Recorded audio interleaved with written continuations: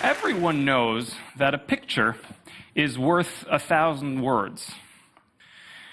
But we at Harvard were wondering if this was really true. So we assembled a team of experts spanning Harvard, MIT, the American Heritage Dictionary, the Encyclopedia Britannica, and even our proud sponsors, the Google. And we cogitated about this for about 4 years. And we came to a startling conclusion. Ladies and gentlemen, a picture is not worth 1,000 words. In fact, we found some pictures that are worth 500 billion words. So how did we get to this conclusion? So Erez and I were thinking about ways to get a big picture of human culture and human history change over time. So many books actually have been written over the years. So we were thinking, well, the best way to learn from them is to read all of these millions of books. Now, of course, if there's a scale for how awesome that is, that has to rank extremely, extremely high. Now, the problem is there's an x-axis for that, which is the practical axis. This is very, very low. Now, people tend to use an alternative approach, which is to take a few sources and read them very carefully. This is extremely practical, but not so awesome. What you really want to do is to get to the awesome yet practical part of this space. So it turns out there's a company across the river called Google who has started a digitization project a few years back that might just enable this approach. They have digitized millions of books. So what that means is one could use computational methods to read all of the books in the click of a button. That's very practical and extremely awesome. Let me tell you a little bit about where books come from. Since time immemorial, there have been authors. These authors have been striving to write books, and this became considerably easier with the development of the printing press some centuries ago. Since then, the authors have won on 129 million distinct occasions publishing books. Now, if those books are not lost to history, then they are somewhere in a library, and many of those books have been getting retrieved from the libraries and digitized by Google, which has scanned 15 million books to date. Now, when Google digitizes a book, they put it into a really nice format. Now we've got the data, plus we have metadata. We have information about things like where was it published, who's the author, when was it published. And what we do is go through all of those records and exclude everything that's not the highest quality data. What we're left with is a collection of 5 million books, 500 billion words, a string of characters 1,000 times longer than the human genome, a text which, when written out, would stretch from here to the moon and back 10 times over, a veritable shard of our cultural genome. Of course, what we did when faced with such outrageous hyperbole was what any self-respecting researchers would have done. We took a page out of XKCD and we said, stand back, we're going to try science. Now, of course, we're thinking, well, let's just first put the data out there for people to do science to it. Now, we're thinking, what data can we release? Well, of course, you want to take the books and release the full text of these 5 millions of books. Now, Google, and John Orwell in particular, told us a little equation that we should learn. So you have 5 million books, that's 5 million authors, and that is 5 million plaintiffs. It's a massive lawsuit. So although that would be really, really awesome, again, that's extremely impractical. So it's pretty. Now, again, we kind of caved in and we did the very practical approach, which is a bit less awesome. We said, well, instead of releasing the full text, we're going to release statistics about the books. So we're going to take, for instance, a gleam of happiness. It's 4 words. We call it a 4-gram. We're going to tell you how many times a particular 4-gram appeared in books published in 1801, 1802, 1803, all the way up to 2008. That gives us a time series of how frequently this particular sentence was used over time. We do that for all the words and phrases that appear in those books. That gives us a big table of 2 billion lines that tell us about the way culture has been changing.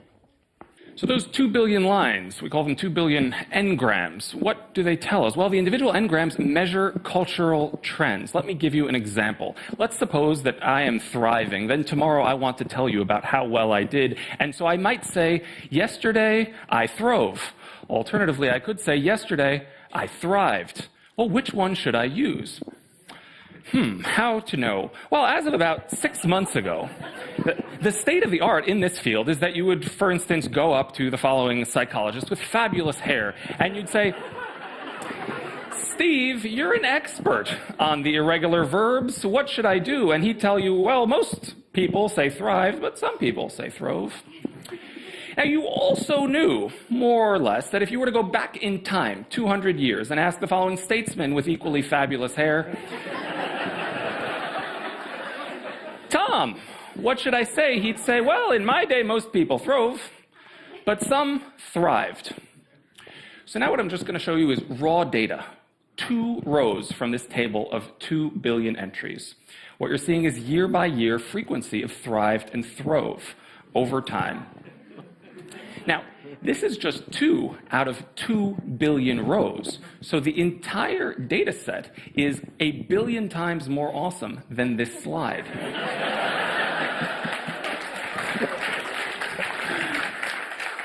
Now, there are many other pictures that are worth 500 billion words. For instance, this one, if you just type in influenza, you will see peaks at the time where you knew big flu epidemics were actually killing millions of people around the globe.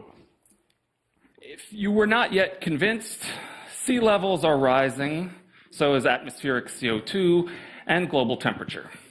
You might also want to have a look at this particular engram and tell Nietzsche that God is not dead, although you might agree that he might need a better publicist, yes.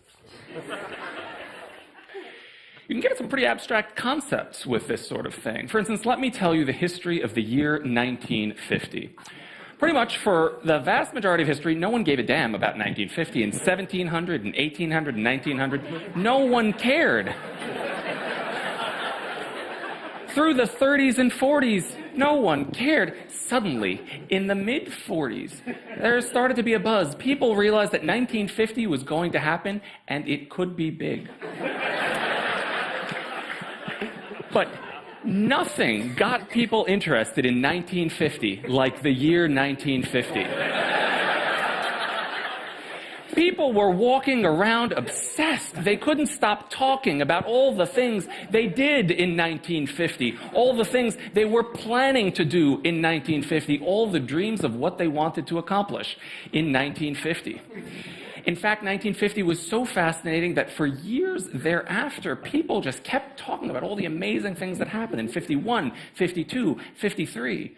Finally, in 1954, someone woke up and realized that 1950 had gotten somewhat passé. And just like that, the bubble burst. Now, the story of 1950 is the story of every year that we have on record, with a little twist.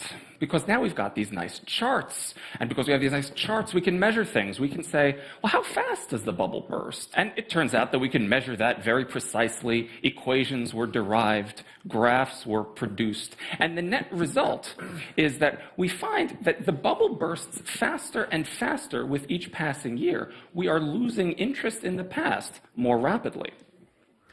Now, a little piece of career advice. So for those of you who seek to be famous, you can learn from the 25 most famous political figures, authors, actors, and so on. So if you want to become famous early on, you should be an actor. Because then fame starts rising by the end of your 20s. You're still young. It's really great. Now, if you can wait a little bit, you should be an author, because then you rise to very great heights. Like Mark Twain, for instance, is extremely famous. But if you want to reach the very top, you should delay gratification and, of course, become a politician, right? So here, you will become famous by the end of your 50s and become very, very famous afterwards. So scientists also tend to get famous when they're much, much more old. Like, for instance, biologists and physicists can be almost as famous as actors. One mistake you should not do is become a mathematician. If you do that, you might think, oh, great, I'm going to do my best work when I'm in my 20s. But guess what? Nobody will really care.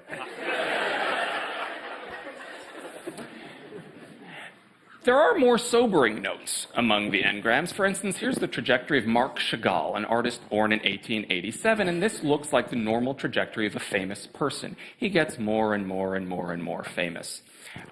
Except if you look in German. If you look in German, you see something completely bizarre, something you pretty much never see, which is he becomes extremely famous, and then all of a sudden plummets, going through a nadir between 1933 and 1945 before rebounding afterwards. And of course, what we're seeing is the fact that Marc Chagall was a Jewish artist in Nazi Germany.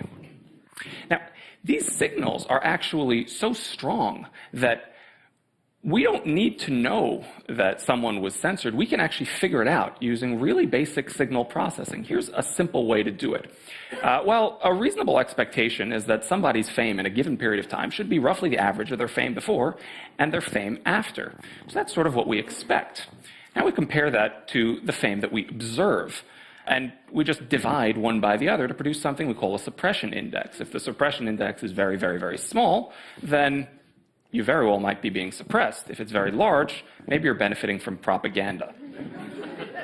Now, you can actually look at the distribution of suppression indices over a whole population. So for instance here, distribution indices for 5,000 people picked in the English books where there's no known suppression would be like this, basically tightly centered around 1. What you expect is basically what you observe. This is a distribution you see in Nazi Germany. It's very different. It's shifted to the left. People are talked about twice less as they should have been. But much more importantly, the distribution is much wider. There are many people who end up on the far left of this distribution who are talked about 10 times fewer than they should have been. And then also many people on the far right who seem to benefit from propaganda. This picture here is the hallmark of censorship in the book record. So culturomics is what we call this method. It's kind of like genomics, except genomics is kind of a lens on biology through the window of the sequence of bases in the human genome. Culturomics is similar. It's the application of massive-scale data collection analysis to the study of human culture. Here, instead of through the lens of a genome, through the lens of digitized pieces of the historical record. And the great thing about culturomics is that everyone can do it. Why can everyone do it? Everyone can do it because 3 guys, John Orwant, Matt Gray, and Will Brockman over at Google, saw the prototype of the Ngram viewer and they said, this is so fun. We have to make this available for people. And so in 2 weeks flat, the 2 weeks before our paper came out, they coded up a version of the Ngram viewer for the general public. And so you too can type in any word or phrase that you're interested in and see its Ngram immediately, and also browse examples of all the various books in which your Ngram appears. Now, this was used over 1 million times in the first day, and this is really the best of all the queries, right? So people want to be their best, put their best foot forward, but it turns out in the 18th century, people didn't really care about that at all. They didn't want to be their best, they want to be their best. So what happens is, of course, this is just a mistake, right? It's not that they strive for mediocrity, it's just that the S used to be written differently, kind of like a F. Now, of course, Google's OCR didn't pick this up at the time, so we know we reported this in the Science article that we wrote, but it turns out that this should just stand as a reminder that although this is a lot of fun, when you interpret these graphs, you have to be very careful and you have to adopt the best standards in the sciences. People have been using this for all kinds of fun purposes.